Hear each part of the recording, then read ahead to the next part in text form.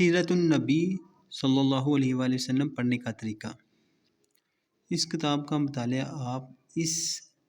طرح نہ کریں جس طرح عام طور پر لوگ ناول یا قصہ کہانیاں یا تاریخی کتابوں کو نہایت ہی لاپرواہی کے ساتھ پاکی ناپاکی ہر حالت میں پڑھتے رہتے ہیں اور نہایت ہی بے توجہی کے ساتھ پڑھ کر ادھر ادھر ڈال دیا کرتے ہیں،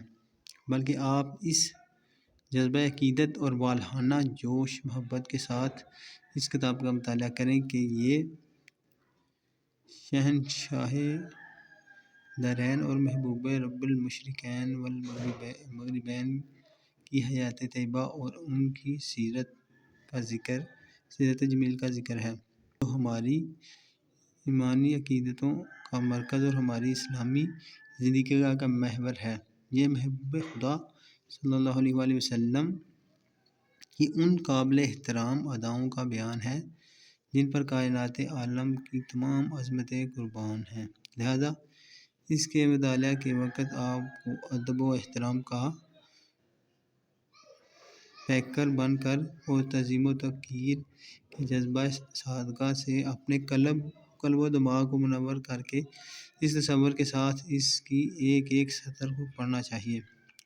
کہ اس کا ایک ایک لفظ میرے لیے حسنات و برکات کا خزانہ ہے، اور گویا میں حضور رحمت للعالمین صلی اللہ علیہ وسلم کے مقدس دربار میں حاضر ہوں اور آپ کی ان پیاری پیاری اداؤں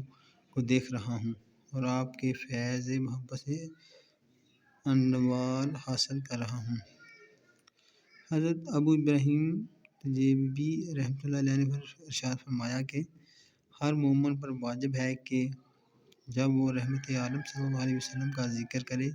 یا اس کے سامنے آپ کا ذکر کیا جائے تو وہ پرسکون ہو کر نیاز مندی و عاجزی کا اظہار کرے اور اپنے قلب میں آپ کی عظمت اور ہیبت و جلال کا ایسا ہی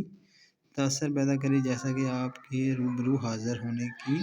صورت میں آپ کے جلال و ہیبت سے متاثر ہوتا۔ حضور انور صلی اللہ علیہ وسلم کی وفات اقدس کے بعد بھی ہر امتی پر آپ کی اتنی ہی تعظیم و توقیر لازم ہے جتنی کہ آپ کی ظاہری حیات میں تھی۔ چنانچہ خلیفہ بغداد ابو جعفر منصور عباسی جب مسجد نبوی میں آ کر زور زور سے بولنے لگا تو حضرت امام مالک رحمۃ اللہ علیہ نے اس کو یہ کہہ کر ڈانٹ دیا کہ اے امیر المومنین، یہاں بلند آواز سے گفتگو نہ کیجیے، کیونکہ اللہ تعالیٰ نے قرآن میں اپنے حبیب کے دربار کا یہ ادب سکھایا ہے کہ ترجمہ یعنی نبی صلی اللہ علیہ وسلم کے دربار میں اپنی آوازوں کو بلند نہ کرو۔ ترجمہ اور آپ کی وفات اقدس کے بعد بھی ہر امتی پر آپ کی اتنی ہی تعظیم واجب ہے جتنی کہ آپ کی ظاہری حیات میں تھی۔ یہ سن کر خلیفہ لرزبراندام ہو کر نرم پڑ گیا۔ بہرحال سیرت مقدسہ کی کتابوں کو پڑھتے وقت ادب و احترام لازم ہے، اور بہتر یہ ہے کہ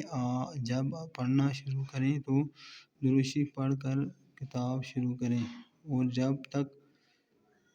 تک دلجوئی